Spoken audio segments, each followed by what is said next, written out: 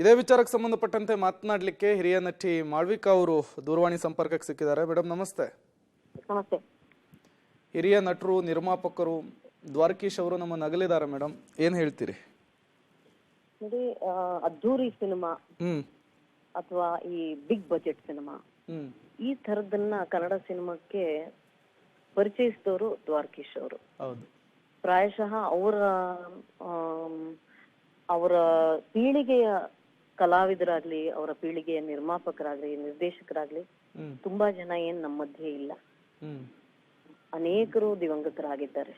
ಹಾಗಾಗಿ ಇವರು he was one of the last remaining memories of how great Kannada cinema was in the 70s and the 80s.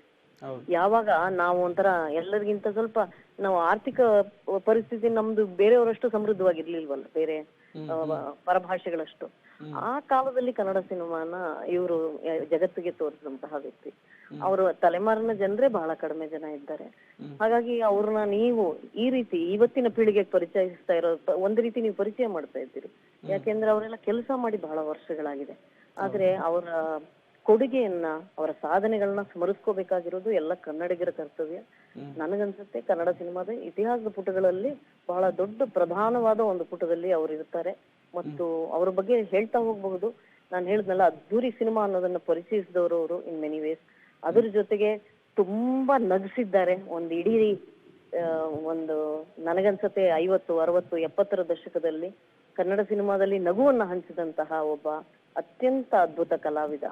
ಅವರು ತಾವು ಕುಳ್ಳ ಅನ್ನೋದನ್ನೇ ಒಂದು ಅದ್ರ ಬಗ್ಗೆ ಯಾವುದೇ ಕೀಳರಿಮೆ ಇಲ್ಲದೆ ಅದನ್ನೇ ಅವರು ವಸ್ತುವಾಗಿಟ್ಕೊಂಡು ಜನರನ್ನ ನಗಿಸಿದಂತಹ ವ್ಯಕ್ತಿ. ಆದ್ರೆ ಅದಕ್ಕೆ ವಿಭಿನ್ನವಾಗಿ ಅವರು ಸಿನಿಮಾಗಳನ್ನ ಮಾಡಿದ್ದು, ಗುರು ಶಿಷ್ಯರು ಥರದ ಸಿನಿಮಾಗಳನ್ನ ಮಾಡಿದ್ದು. ಹೀಗೆ ಹೇಳ್ತಾ ಹೋಗ್ಬಹುದು. ನನಗನ್ಸುತ್ತೆ ವೈಯಕ್ತಿಕವಾಗಿ ನಾನು ಹೇಳ್ಬೇಕು ಅಂದ್ರೆ, ನಾನು ಅವ್ರ ಜೊತೆ ಕೆಲಸ ಮಾಡಿದ್ದ ಅನುಭವ ಇಲ್ಲ, ಆದ್ರೆ ಪರಿಚಯ ಇದೆ. ಯೋಗಿ ಜೊತೆ ಕೆಲಸ ಮಾಡಿದೀನಿ.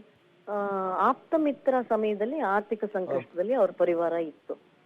ಆವಾಗ ನನಗನ್ಸುತ್ತೆ ಯಾವಾಗ್ಲೂ ಒಂದು ಆರ್ಥಿಕ ಸಂಕಷ್ಟ ಬಂದಾಗ ಎಲ್ರೂ ಒಟ್ಟಿಗಾಗ್ತೀವಿ, ಗೊತ್ತಾ, ಒಂದ್ ಬಾಂಡಿಂಗ್ ಬರುತ್ತೆ.